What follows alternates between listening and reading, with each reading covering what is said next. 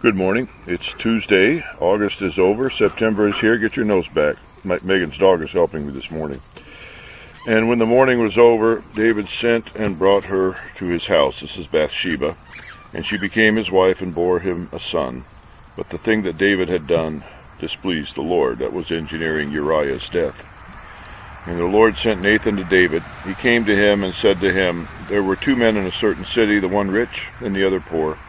The rich man had very many flocks and herds, but the poor man had nothing but one little ewe lamb, which he had bought. And he brought it up, and it grew up with him and with his children. It used to eat of his morsel and drink from his cup, and lie in his bosom, and it was like a daughter to him. Now there was a traveler to the rich man, and he was unwilling to take one of his own flock or herd to prepare for the wayfarer who would come to him. But he took the poor man's lamb and prepared it for the man who had come to him.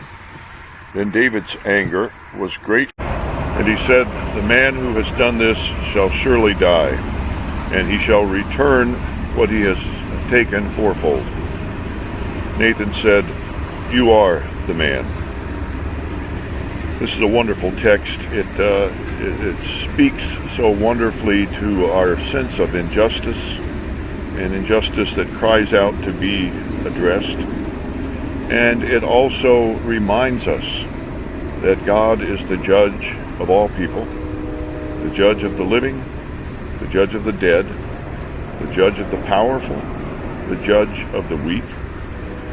And there are times we might think that we can get away with something, we can pull one over on God, we can pull the wool over his eyes. But even great King David has his comeuppance here. The curse that God puts upon him is a terrible one. He does not kill him, but the child that comes from his union with Bathsheba will die. And that whole series in 2 Samuel leads up to that, and maybe our text will get us in that direction as well as we move into September.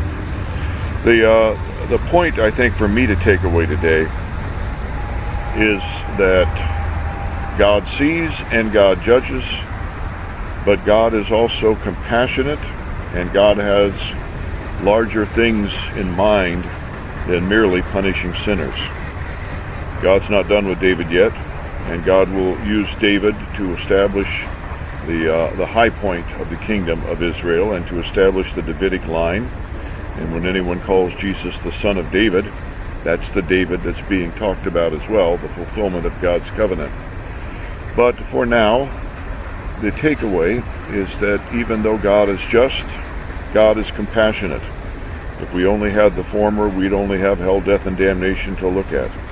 But because God is compassionate, we have a future of life, light, and salvation, not one that we have earned, but one that our Lord Jesus Christ has earned.